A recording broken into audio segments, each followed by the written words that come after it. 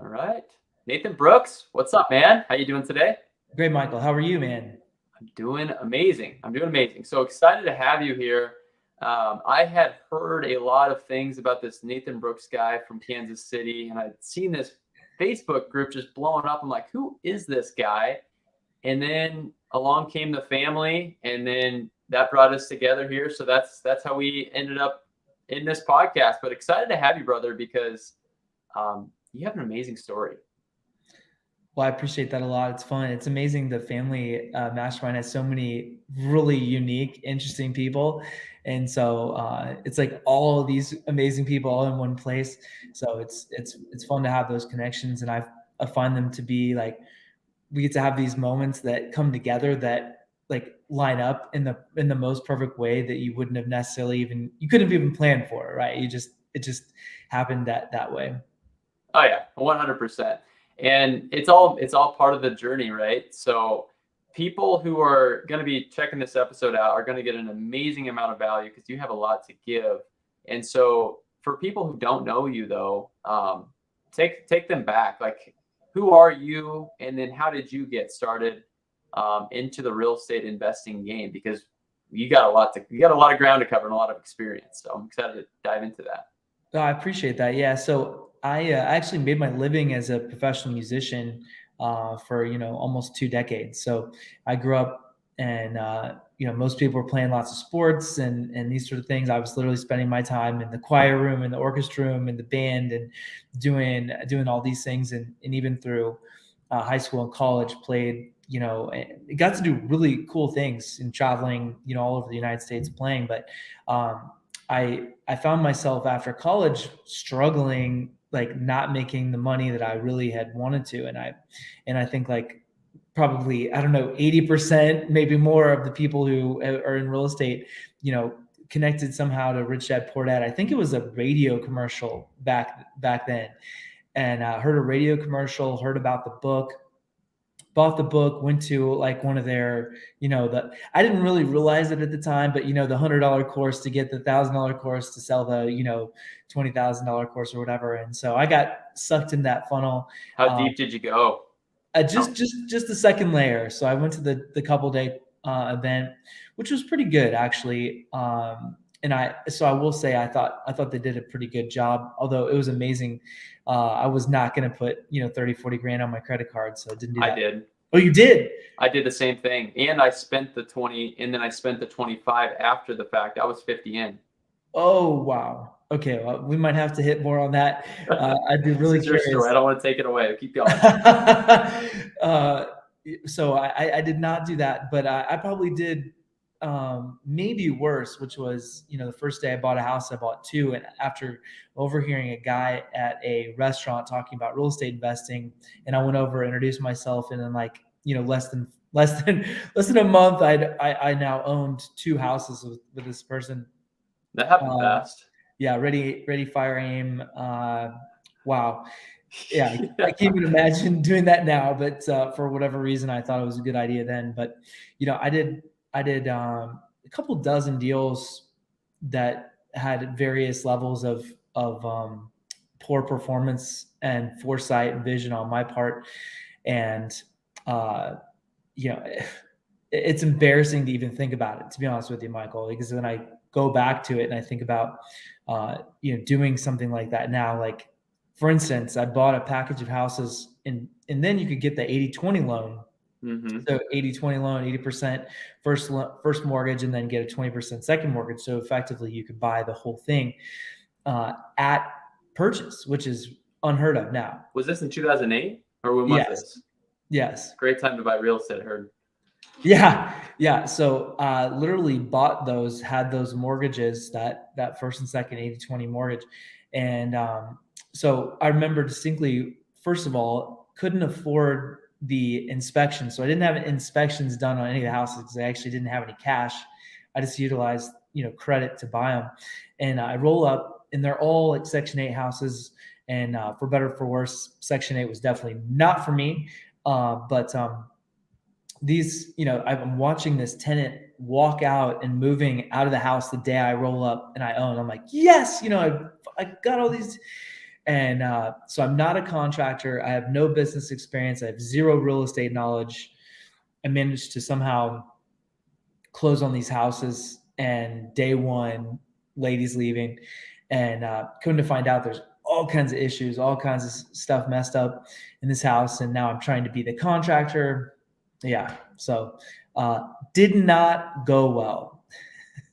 Well, I'm sure everyone is wondering, how did it go? Like, because this is the reality. And the reason I'm asking, and if you're comfortable sharing, of course, because a lot of people who are watching want to get into real estate. They Yeah, want to grow and flip 700 plus houses like Nathan did. But they're afraid because they hear stories. So maybe there's a lesson in this of, hey, maybe what not to do. It sounds like you're maybe a little bit over leveraged, but what was the result and what would you do differently? I think there's a lesson here. absolutely, 100%. And I'm happy to talk about it. Wrote about it in the book too. And so, yeah, I went through. So in that time, I actually ended up moving to Florida for a little while. And so as I'm living in Florida, I'm doing some music stuff, get back into real estate, and I'm helping people go through what was at the time, right? That 08, 9, 10, just mayhem, right? Yeah. Mayhem, all these people losing their homes, and there's very little equity. We've had this huge decline in pricing and values, home values. And so I'm watching all these people go through this and helping, right? So, and we were doing all kinds of interesting flips. So we'd have equitable interest and market them on MLS. So lots of really unique things that I learned in creative finance, creative sales. And then all of a sudden I found myself, hey, I have more tenants moving out of my houses. I have more issues with my own houses. And I'm sitting now in front of that same bankruptcy attorney who I brought all these clients to for me. So December of 09, I filed for bankruptcy, and chapter 13, or chapter 7 rather, which is basically when you push all those monopoly chips in. And chapter 13, that's a restructure. Chapter 7 is literally like everything's in, which wasn't much at that moment. And so, there's a couple lessons from that. One was, having a clear vision, first of all, what you were doing, and the pacing which you're doing it, because there's always people that are going to be like me, that ready, fire, aim, who are, pushing that envelope. And there's also people who have that analysis paralysis, who almost never pull the trigger, right? And they're both equally challenging. Just like you look at like politics, right? It's really a circle, and they both meet. And so we get to understand where we are on that circle, and then what our challenges. So for me, it was, having more liquidity. It was definitely picking an asset class that I really loved and understood, and learned about it. And then it was also just, what kind of property did I want to own, and what was I willing to put into it, and how did it look, and how do I buy them? So there's a lot of those like buy box, operational, tactical questions that I really hadn't solved, or strategy questions I hadn't solved to tactically make those things happen. So I really had a lot to learn as I re-entered that real estate space. Gotcha. Okay. A lot of good lessons there, man. And that was this in Kansas City, because you're in Kansas City right now, aren't you? Doing a lot Yes, of correct. lot of business. I'm in this market. I do some other stuff in other markets now, but this was in the Kansas City market. Even though I was living in Florida at the time, it was all Kansas City properties and in Kansas City stuff. And then the vast majority of all those other homes are done here in Kansas City as well. Gotcha. Cool. So yeah, I mean, I always wondered, because I've only been in the real estate business for 5 years myself. So I've always wondered what it was like during that time.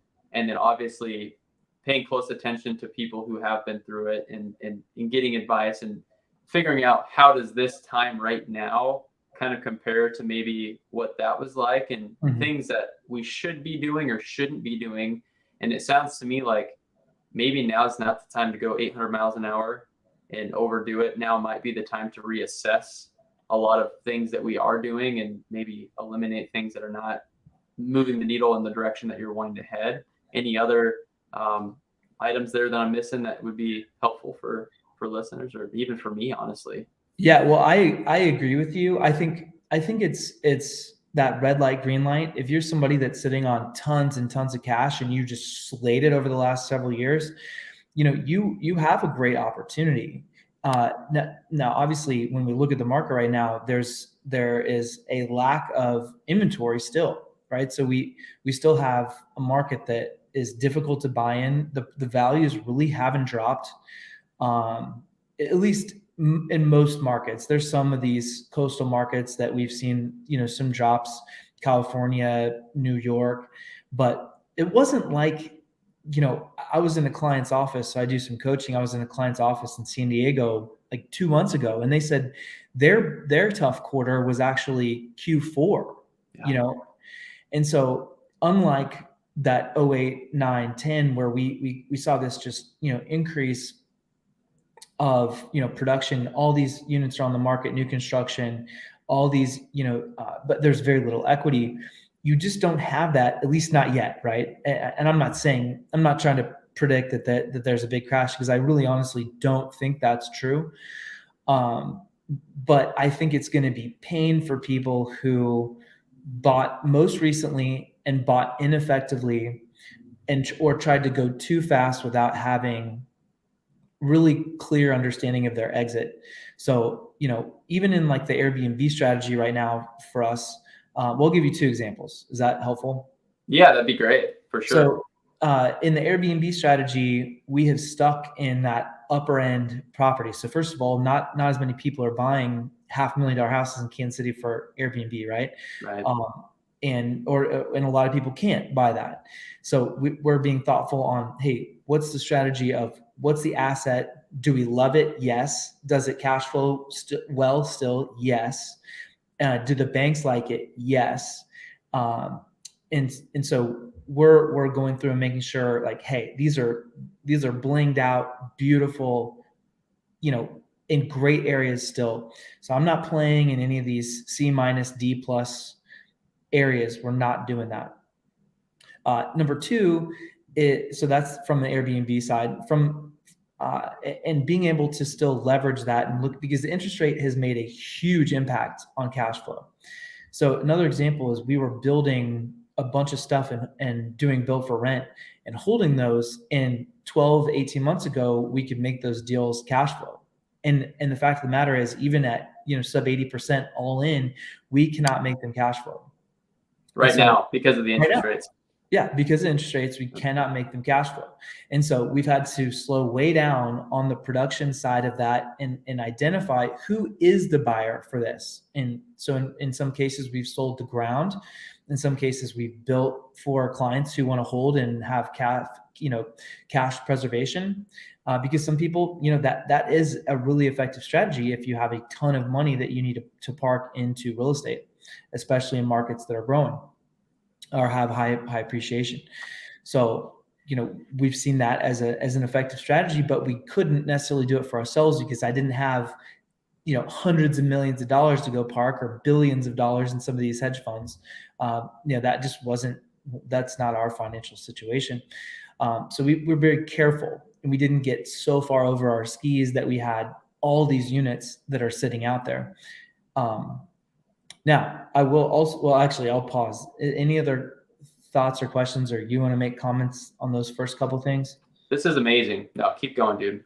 Okay, cool. The other thing is we were actively building. So I both had development side and a building side. And so on the building side, we were finding ourselves having trouble selling stuff. And so we pulled that throttle back, and we also made our team smaller. And I think sometimes it's hard to have these conversations, and everybody wants to be out here talking about how big they are and how big their team is and all this stuff. And I can tell you, I've had both a huge team and I've had a small team. And for me, right, and in this market, I didn't want the big team. I didn't want that big overhead monthly nut that you have to keep churning deals. And when you have that huge overhead, now the decision making is more like, hey, we have to put more deals in this pipeline versus is it the right deal? Are these the right deals in the pipeline, and creating the right opportunity? And so I guess looking forward now, what I'm thinking about is where's the opportunity in relationships first, right? Because who has deals? Who has good deals? Who are people who can perform? Buyers, lenders, title companies, creative finance. There's really interesting things that are happening in that space too. It's like, what are the lending products that are actually can help? Can I pool a bunch of assets and reduce my interest rate? Or what there are things right now that we can do to do that, to make deals work. And then third for me is I've actually been playing in a new market, or sub-market, I should say, that it's kind of that tertiary market, where I know the market pretty well. Not everybody's, there's not a lot of competition. And so we've been able to buy, and this hasn't been a huge at scale yet because I was really testing it to make sure, which is unlike me, by the way. So to test it and say, okay, can we actually buy these? Can we renovate them? Can we get a tenant in place? Like, can we do this pretty quickly? And it worked. And so far, it's really been working well in that kind of secondary or tertiary space where I can actually get closer to a 1% deal. I can get it to cash flow. I have less competition. So that's also been really useful. Gotcha. Okay, so a lot of good points here. I do want to unpack a couple things that you said. I talk about this a lot on the show, but one thing that I love that you said is there's a time for maybe growing and hiring and scaling, and then there's a time maybe for not doing that. And so I think it's good for everyone to understand that maybe now maybe not be the time to do that. Potentially, it's all to each their own. Yeah. But we've been up to 11 employees ourselves. I'm not sure what your team looked like. I'd love to kind of go back to after when you started really ramping things up, because there's a lot to talk about. I mean, you've done a ton of flips. You're a turnkey expert when it comes to the turnkey rental properties. And so you talked about this sub-market that you're doing. Are you keeping those properties? Are you selling those to investors, or what's that look like right now for you? I had this realization, and we kind of hit on this, I think, prior to hitting record, but every time I think about all those deals that we bought, renovated, and sold to somebody else, it makes me sick. Yeah. And so anymore, I'll do a couple flips here and there, but they have to be like 6 figures to make it worthwhile. I'm not doing a flip for 20 grand anymore. And it probably sounds like a ton of money to somebody, and it is, right? It's a lot of money, but it's a very little, a lot of risk and very little reward when you look at the actual deal in our market, like the pricing, price of those units and the cost that we're putting in. So instead, I've been buying, I'll give you an example. There's 5 Airbnb units that one's almost in service now, but over the last, little over 12 months, that will produce 150 grand in net profit in 12 months. Net profit? Net profit, 5 houses. Tell me more. This is exciting. Yeah. So we were really focused on, like, what are the units in great areas that people really want to stay at that can produce. And by the way, at least 1 and maybe 2 of those ended up going into the midterm, not short term. 30 days. Minimum, yep, 30 plus days. Because we had an issue with one where a homeowner association was being difficult, and they're like, you can't have Airbnb here. We're like, cool, no problem. Boom. So we literally is a killer part of town, and basically a short term we thought would do like 70,000 a year gross. We rented it in like 2 weeks later for 7 months or 8 months, which basically covered our entire nut for the whole year in one contract. What's unique about this property? Like, is it have a pool? Is it like just an amazing, like, what price point is this? Tell me a little bit about it so I can kind of understand what type of home you're talking about here. Yeah, it's 3 bed, 2 bath, and it has another like studio area that'd be livable space. Actually, a professional sports player rented this house, so that's who the renter is. We're getting almost $6,000 a month for it. It's in a killer location in town, a highly desirable neighborhood. It's about $500,000 house, and so we've been really strategic in those where, for instance, like 2 or 3 years ago, I was buying houses that were, say, 150,000 ARV in the Midwest or 200,000 ARV, but you might cash flow $100 or $200 a month out of them. Mm-hmm. And so now we're like, well, hey, what if we bought higher end properties in even better locations, like killer locations? And so we can buy less homes and have a much higher result from a cash flow. So we have another one that I bought for, in the mid 300s, put 100 into it. It was appraised well over 5, 6 bedrooms, pool, just a nice place, but not like a fancy area. So not like a really highly desirable area or highly desirable like location to go to, but we in essence created our own, because we've had tons of bookings for people who have work travel, and they're there for 2 months, 3 months, at a time. They want a cool spot. We got a beautiful house, place for them to chill, and it's actually cheaper for them to rent that house than it is to pay for hotels, and it's a much better experience for that client.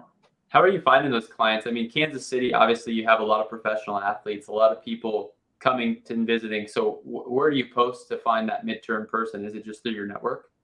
What's crazy is both. So my partner in those has been the manager, and that's really where he started from. And he was actually a coaching student of mine, which was pretty cool. And then he and I really hit it off, and we said, well, hey, let's just start buying these things together. Nice. And so we did. And again, like $2.3 million in 5 houses, right? So for a Midwest city, right? So we're talking higher end properties, and so we made the choice to Airbnb first, right? So we want short term first, if at all possible, but the midterm when it made sense. And so we could find them on Airbnb, we could find them on VRBO. And then also we've actually had some success with, off market kind of stuff, whether it was, Craigslist, Zillow, like putting something on for rent. And especially in a highly desirable area, there's very little inventory, which we talked about earlier.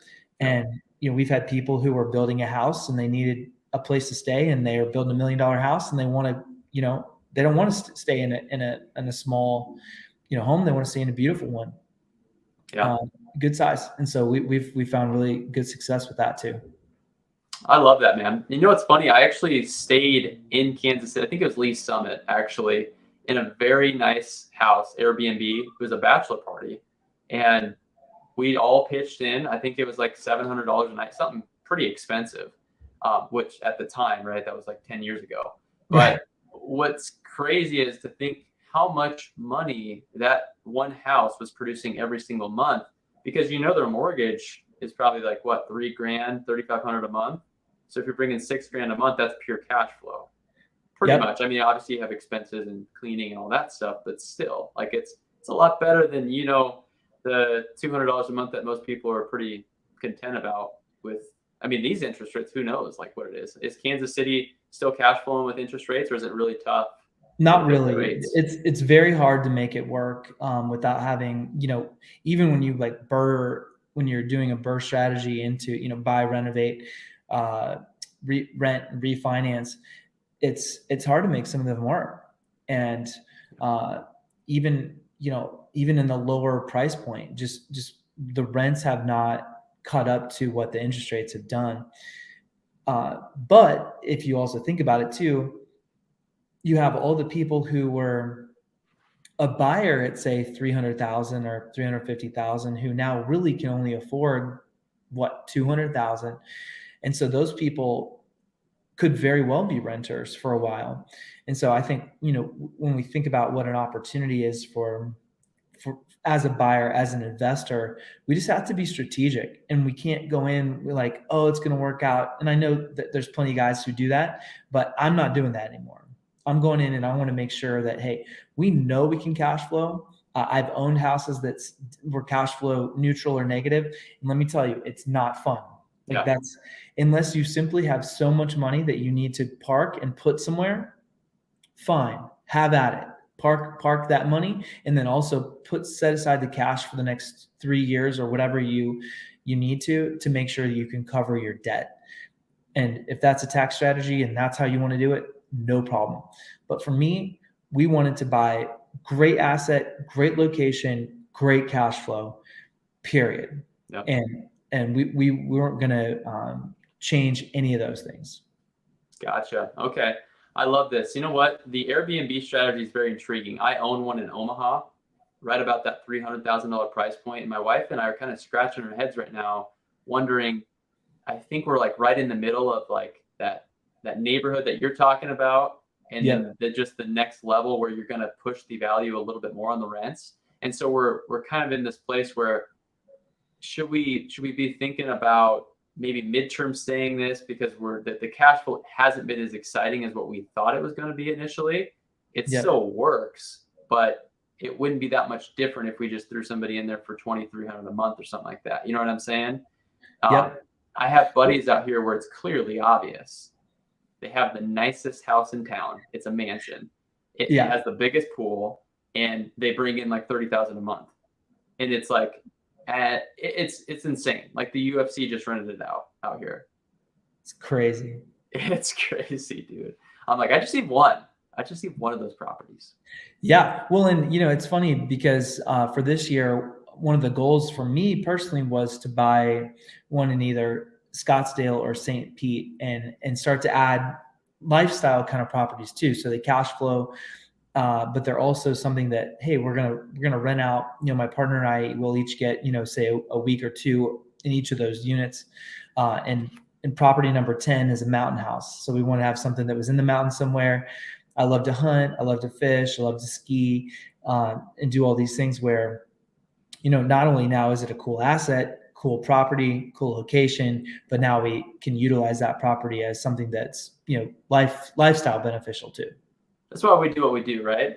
Yes. I love everything you just said, and it is on our bucket list to have a house in the mountains, to have a house on the beach, to have houses like that not only we can use, but like our team members can use. Like how fun, and that's a selling point for employment too, right?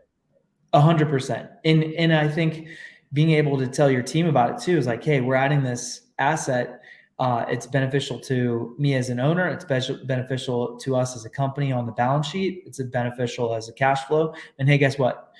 We get to utilize that as a team as well. I mean, it's win-win-win across the board. And you get to utilize that too as, hey, you want to have a Florida house or whatever, we can teach you how to do that. So, it doesn't have to just be, for me personally as the owner, I can help you as a team member accomplish what you want to accomplish too, which is a beautiful thing.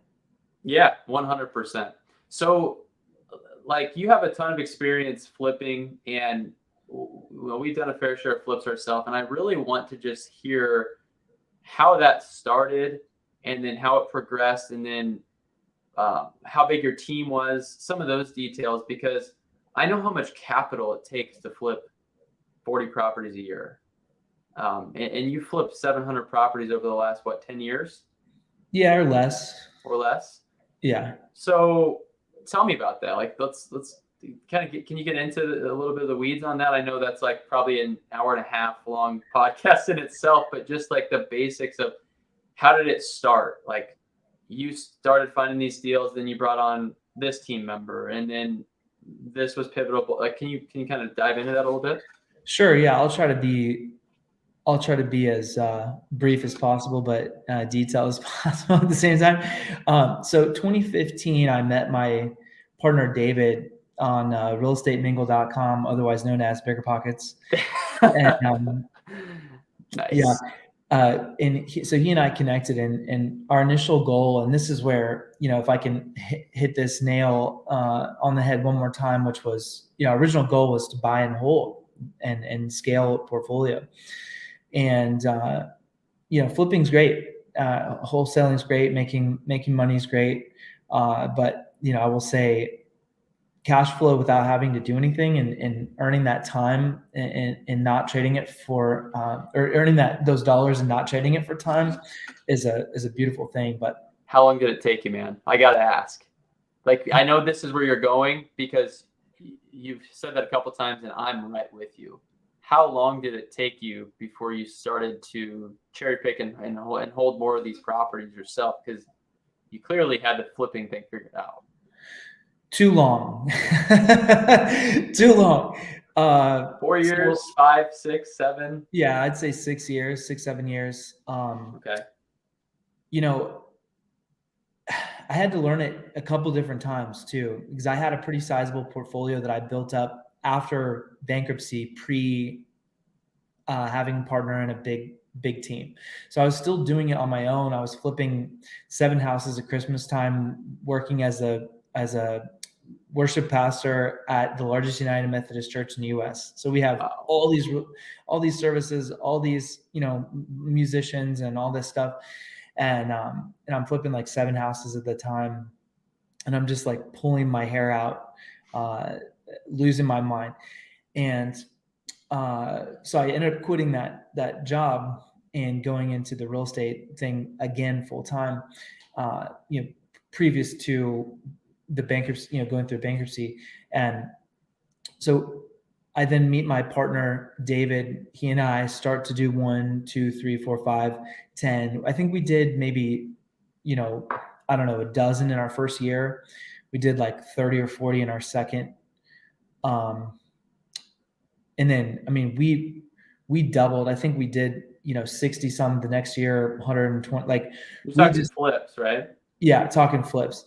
And so we exponentially grew those and had multiple years back to back where we, we're doing well over 100. And on one hand, I think we did a really good job, and on the other hand, having a passion and a clear understanding of like a background in construction would have really been useful. And so, we hired a number of people in those positions. But I think when you really come back to it and think about scaling that, we got really good at raising money. So we raised well over $10 million in private money that we could do deals out of.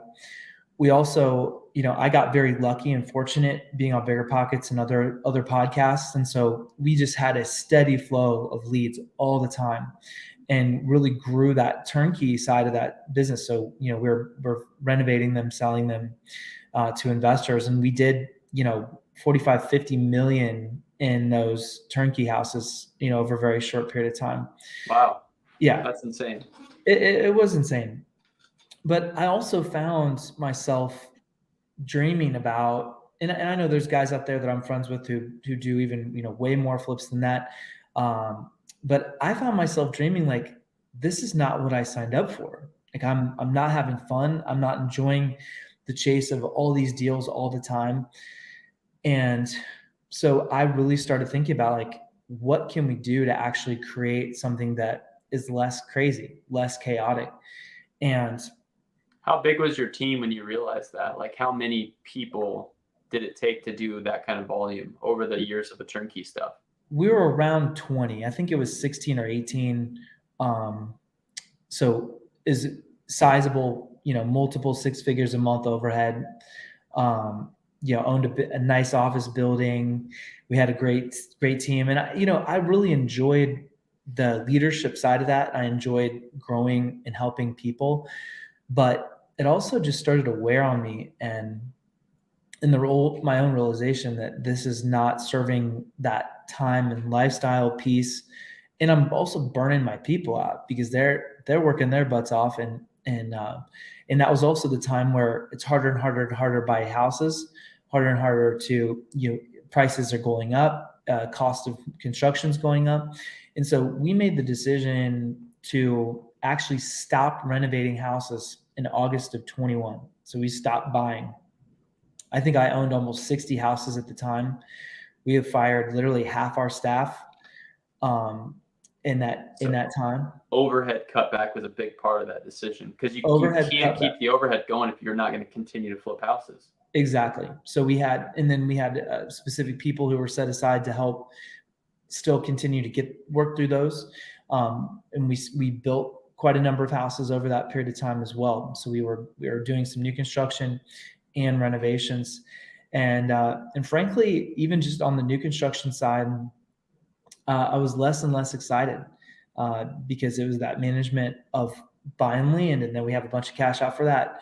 And so, truth be told, over the last 12 months, I made more money in one deal than we made, all year in doing these other, individual deals. And so, I've always loved people. I've always loved connecting. And so, right now in the pipeline, we have, 2 or 3, 7+ figure netting or result deals. And so like I wanted to stop thinking about the process of just doing deals and more like, are they things that I'm really excited about? Are they things that produce a huge 80-20 leveraged result? Yeah. And then are they really fun, and do I like doing them? And so that's where my focus has come to. I'm so excited for you right now, because I heard 2 7-figure deals, and that just pumps me up. I don't know about you guys, but like what I heard is that it really took you to slow it down and just decide almost to stop before you could have even the mental capacity to even look at maybe a 7-figure deal opportunity. And so how was that transition? Was it the stopping part that allowed you to decide on to shift focus on something entirely different? And what was that focus? Because I'm sure everyone's wondering, like, how are you doing 7-figure deals? Because that's pretty cool. Yeah, well, and I think, let's be clear, there was some pain too, because the size of that team and finding deals and having some deals too that are not producing the result that we wanted. And so, I very much felt like I was doing more deals to make less money. So that was painful. It's not something that you want to do. We didn't need more practice buying houses. We didn't need more practice renovating houses. We had plenty of practice.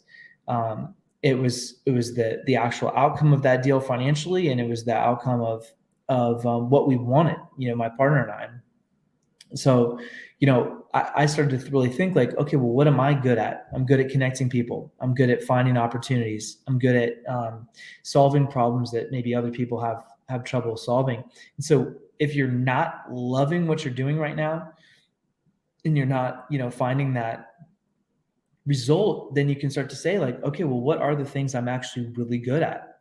And like you said, I had to actually slow down. I had to actually have that time and space to come back to, what do I really want to create, and how do I want to create it? And then what am I going to do about it? And when I had that space, all of a sudden, being able to talk to people and find some opportunities and find cool people to work with. And so that made all the difference. I love it. So how was that? When did you transition into the new build stuff? Was that happening simultaneously as you were flipping a lot of houses too? Yeah, we had first gotten into it in, I think, 2019. We put our first house in the ground in 2020. I think we built, between Kansas City and I want to say, I don't know, somewhere like 50, 75 houses we built over a pretty short period of time. And it was still stressful in finding the right people, because it's totally different, from a renovation perspective.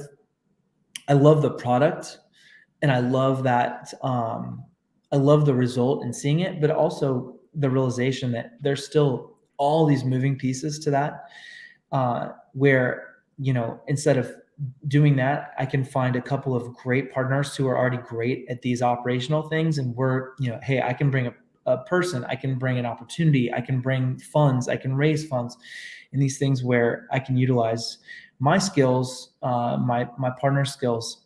It was so glaringly obvious, the difference for me personally, that now I go to a flip and it's 1, or 2, and we can put that focus on it. I love the house. It's a great location. We're keeping it. And so now like that love of doing the deal has come back in those individual ones instead of just that, gosh, I have to, put another 10 or 15 or 20 deals a month in the pipeline. Dude, I can totally relate. Like, it's such a season, like, I feel like a flipper's journey where you kind of have this realization, and it takes maybe going too fast and then realizing one day, like, okay, am I really as excited about this as I was the very first time? And if the Yes. answer is no, now it's time to maybe consider what's next. Like, I'm not Yes. going to stop flipping. I know that generates income and I know I'm good at it, but maybe there's a better opportunity. And it's not shiny object. It's what No. really makes you happy, purpose, excitement.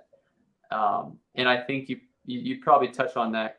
I would imagine, based on this conversation in your book, or let's talk about that. Like, what can people expect with the No Quitters Guide to Investing in Real Estate? Yeah. So, since you brought it up, I have to give the obvious book. So it's pretty cool to Boom. hold it in hand. So, I wanted to write a book that wasn't just about real estate. It was about having a mindset and creating a vision and having a life that you love living. And, of course I'd be lying if I said every day is perfect and I'm always, having the perfect day and looking at the calendar and it's always lining up. That's not true. Yeah. And I don't think that's probably true for anybody, but if having the intention behind it, right? Having the intention of what you want to create, what kind of life you want to live, what kind of business you want to own, what does that business do? How much time do you actually put to that business? What is your responsibility and role in that? All those things are critical. And, I don't think there are a lot of books out there that really actually touch on that. They talk about like real estate 101, or they talk about, how to get you pumped up. But how are we actually creating a vision for the life we want to create and the business we want to create, and then having a series of steps that help us create what that is and what it looks like. And so that was my mission, was crushing real estate investing while actually creating and living that extraordinary life. I love it, man. I love it. Well, there you go, guys. The No Quitters Guide to Investing in Real Estate. Go grab your copy. I'm going to. That sounds awesome. And you know what? So much respect, man. That book was thick. How long did that take you to write that thing? Well, funny enough, I hired a coach because I now hire coaches for everything, and she was amazing to work with. And just to be clear, Chat GTP was not out. I did actually physically type the entire book. Even more impressive then. So I wrote the book, 72,000 words in 19 days. And I came back to it 2, 3, 4 weeks later, and I actually hated it. And I was frustrated with the result. And so I actually opened a blank page another couple weeks later, and I rewrote the entire book again, 66,000 words, which started as like one chapter, 2 chapters. And my coach was like, "Hey, it's so much better. You should just keep writing." So literally ended up writing the book an entirely two times. Wow. Yeah, that's dedication, because you could have just been like, you know what, this is good enough. But you're like, nope, this is not how I roll. I want it to be exact, because you don't write a book every day. So like, it needs to be pretty good. Yeah. And I know people, and, to each their own, but, this wasn't a weekend thing that I bang out some words or put into a recorder and have somebody ghostwrite it and have a top of lead funnel. I wanted to write the best freaking book I could write that delivered the most value possible. That, I wanted somebody to say, "Hey, I'm in real estate, or I want to get into real estate. What are, 2, 3 books I should start with?" And like, I want it to be good enough and have enough value. They're like, "Yeah, dude, you should totally start with that book." That's what's up, dude. I love that for you. I'm going to be buying that copy as soon as we hop off here. And if you're listening, you should be buying it too, because you have a ton of experience, a ton of lessons that we can all learn from, and wisdom too. It's not just like, hey, this guy successfully flipped all these houses and like ran off into the abyss. It's like, no, you're actively investing in real estate and you are pivoting through another market shift Yep. and have a ton of wisdom. So get that copy as soon as you're done here, guys. But what's next, man? Like what are you up to these days? And like obviously you got a couple big deals in the works. Are you into any commercial stuff, or how are you doing that? Yep. So we're doing some development deals. We also have a couple different self-storage deals that we're working right now with some partners.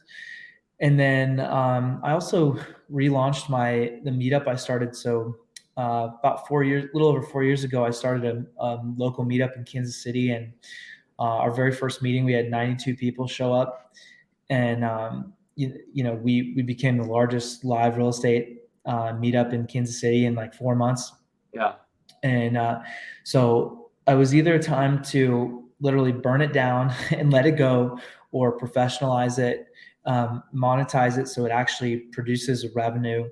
And so the relaunch, I actually just posted today. We have our first live event happening again here in May, which is exciting.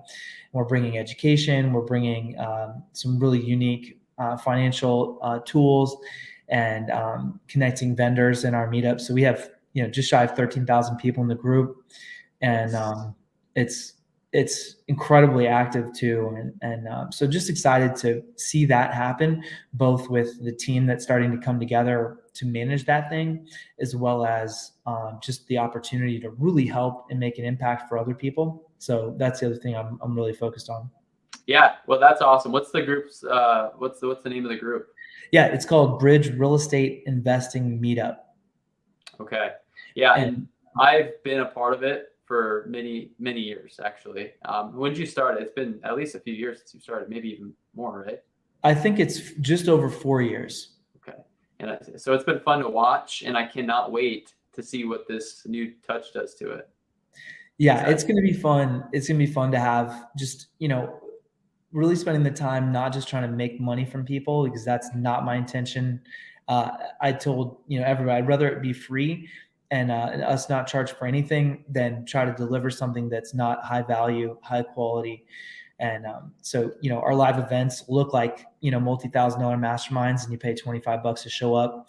And we're doing the same thing for, we want to have well-priced coaching and help really see like, hey, if you're going to do this and you're going to spend the time, not only are we going to make it of value, but we're going to deliver the value. And so it's just fun. I'm excited to have those projects and get them off the ground, and let them really be rolling. So heck yeah, man, I love it. So what are you doing for coaching then? Because obviously we're in the family, and at a certain point, at least from what my experience has been, I feel like, okay, I know how to wholesale houses. Like, I feel like I'm very good at that. I know how to flip houses. Now I'm excited to get back. I mean, it sounds like you're right there as well. You're excited to get back. It's not necessarily about the money, but obviously if you can monetize it and people pay to play, they take it more serious. So for you, like, what are you doing for coaching? Is it the mastermind one-to-many, or how are you able to help anybody who might be listening to this who's interested in going deeper with you? Yeah, absolutely. So we're going to start with that one-to-many, but not too many. So we're just going to have a 20, 30 people in a one-to-many group where it's virtual, and you can start, really, where do I start? How do I actually get the blocking and tackling and fundamentals of real estate? And then we're going to go from there. So you have other opportunities, but, I'm not trying to have, really big high ticket stuff. I'm really trying to meet the people in our group where they are. And then, we have speakers that fly in from all over the country that are like the top of the top of the top, like yourself, right? And like other people in family and other masterminds that people spend a lot of money to have, and they show up and they come and speak. So that's amazing to have those people and that influence and that education. And so I'm really focused on that, and how to keep connecting those businesses, whether they're vendors, investors, newbies, whatever, in that group, And you can see, if you're in there, you can see we have literally tens of thousands of interactions a month, which is just wild for a Facebook group. It is. It's really active and it's fun, and that's exciting. I'm actually in a couple of masterminds, and I know how much money like we pay to be in these masterminds. Yep. It's a good amount of change, and so the fact that you're able to offer something and give an insane amount of value like that is just, it's next level, and people should definitely take advantage of it. It's a no-brainer. Awesome, man. Well, hey, we'll drop the links, Nathan, and for anybody listening in the notes, in the show notes here, for those for your Facebook group, to grab a copy of your book, and then how to find out more about you and follow you. With that being said, though, we're gonna wrap this up, but want to leave the listeners with any last words of wisdom or any final thoughts.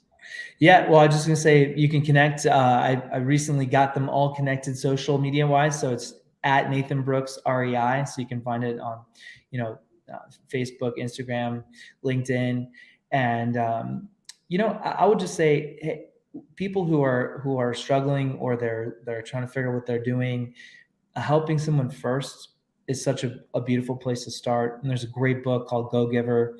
I believe Bob Berg wrote it.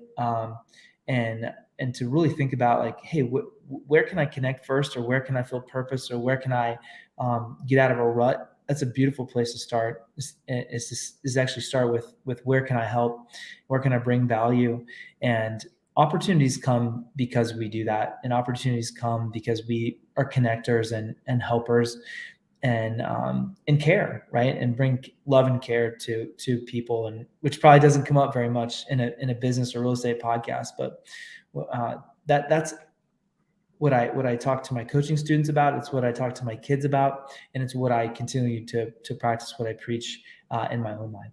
Dude, that's the best, though, I've heard, for final thoughts, because that was one of the first books that I read, thanks to Tom Kroll. He was shouting that book from the rooftops. Yep. Go Giver. Pick up that book, guys. Give Nathan a follow. Excited for what's to come, brother. Super awesome having you on here. This has been amazing. So thank you. Thank you. I really appreciate it, man. All right, guys. Well, thanks again. If you got value from today's episode, please like it. Please share it. Tell a friend. Let's get this message out to the world. And we'll see you guys next time. Thank you.